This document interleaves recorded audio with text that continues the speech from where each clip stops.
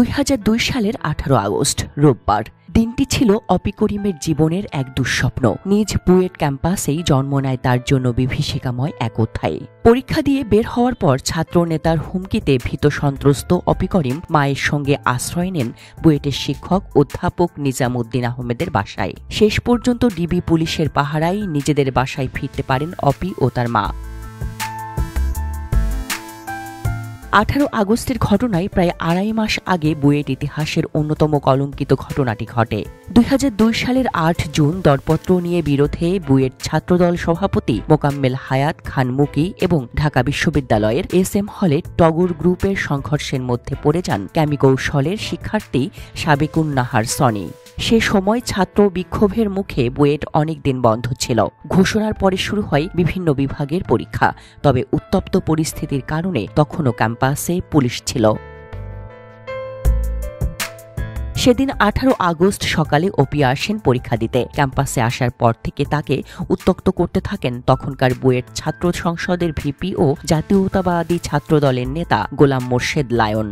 সেদিন পরীক্ষা দিয়ে ক্যাম্পাস থেকে বের হয়ে শহীদ মিনারের কাছে এলে লায়ন তার সাঙ্গপাঙ্গ নিয়ে অপির পথ রোধ করে দাঁড়ান, যেন ক্ষুধার্ত বাঘ শিকারের অপেক্ষায় আছেন। তিনি অপিকে জোর করে তুলে নিয়ে যেতে চান।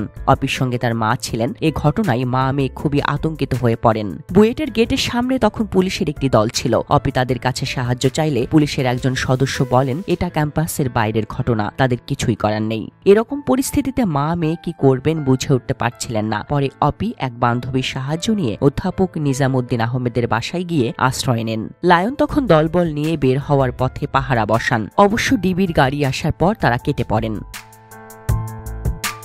18 আগস্টের কয়েক মাস আগে একদিন বুয়েট থেকে বিশ্ববিদ্যালয়ের বাসে করে বাড়ি ফিরছিলেন অপি। বাসটি মোহাম্মদপুরে আসার পর তিনি দেখেন সেই বাসের পেছনের দিকে বুয়েট ছাত্র সংসদের ভিপি বসে। তিনি খুবই আপত্তিকরভাবে তাকাচ্ছেন। এই অবস্থায় অপি বাস থেকে দ্রুত নেমে বাড়ির দিকে চলে যান। কিছুক্ষণ পর তার বাসায় দরজায় কড়া নাড়েন ভিপি লায়ন। তিনি খুবই অস্বাভাবিক আচরণ করতে থাকেন। সেদিন অনেক কষ্টে তাকে বিদায় করা হয়। এরপরই বিভিন্ন সময় তিনি অপিকে উত্ত্যক্ত করতে থাকেন। ক্লাসে, ক্যান্টিনে, পথে, যেখানে সেখানে আজেবাজে মন্তব্য করতে থাকেন আর তুলে নেওয়ার হুমকি দেন। একদিকে স্থাপত্যবিদ্যার মতো জটিল বিষয়, অন্যদিকে মানসিক যন্ত্রণা, দুয়ে মিলে পড়াশোনায় মনোযোগ দিতে পারছিলেন না অপি। পরিস্থিতি একসময় এমন পর্যায়ে পৌঁছায় যে অপি বুয়েট ছেড়ে দেওয়ার কথাও ভাবতে শুরু করেন। এই অবস্থায় মেয়ের বিপদে ঢাল হয়ে দাঁড়ান মা শাহানারা করিম বাবলি। সংসারের কাজ ফেলে তিনি মেয়ের সঙ্গে ক্যাম্পাসে আসা যাওয়া করতে থাকেন। এভাবে 2 বছর শেষ হয়। পঞ্চম বর্ষে এসে আবার সেই একই যন্ত্রণা। এবার ভিপি লায়ন আরও বেপরোয়া। অপি তখন নিজের নিরাপত্তা নিয়ে এতটা শঙ্কিত হন যে নিজের বাসাতেও একটানা থাকতেন না। পালা করে আত্মীয় স্বজনের বাড়িতে রাত কাটানো শুরু করেন। অপহরণের চেষ্টা নিয়ে অপির বাবা সৈয়দ আব্দুল করিম লিখিত অভিযোগ দিয়েছিলেন থানায়, কিন্তু পুলিশ সেই অভিযোগ মামলা হিসেবে গ্রহণ করেনি। সে সময় মামুনুর রশিদ সহ অনেক নাট্যজন এই ঘটনার প্রতিবাদ করে বিবৃতি দেন। তারপরও দেশের নামকরা শিক্ষা প্রতিষ্ঠান বুয়েট তাদের শিক্ষার্থীর নিরাপত্তার জন্য কিছুই করেনি। উল্টো বুয়েট সহ সবাই ভিপি লায়নের পক্ষ নেয়। এক পর্যায়ে লায়নকে বাঁচাতে তাকে মানসিক রোগীর সনদ দিয়ে হাসপাতালে ভর্তি করানো হয়। লায়নকে বুয়েটের প্রধান স্বাস্থ্য কর্মকর্তা শাহজাহান আলী মানসিক স্বাস্থ্য ইনস্টিটিউটে ভর্তি করে দিলেন। লায়ন নাকি একজন প্রকৃত মানসিক রোগী। এর আগেও জামান্স অব মনন নামের 2টি ক্লিনিকে মানসিক রোগের চিকিৎসা নিয়েছিলেন লায়ন।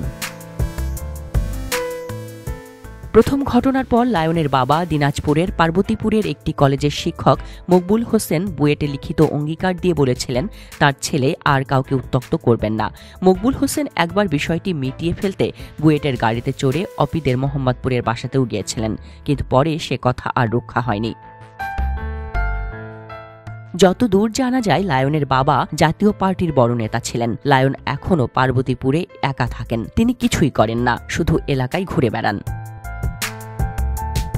অপি করিমের জীবনে সেই কয়েক বছরের দুঃসহ অধ্যায় আজও ক্ষত হয়ে আছে। তিনি বলেন, জীবনের সেই ঝড়টা যদি এভাবে না বইতো, যদি প্রতিদিন ভয় আর আতঙ্কের ভেতর পড়াশোনা করতে না হতো, তবে পরীক্ষায় আরো ভালো ফল করতে পারতেন। কিন্তু তার জীবনের খাতা থেকে কেউ সেই অন্ধকার অধ্যায় মুছে দিতে পারবে না। Desk report, Dhaka express.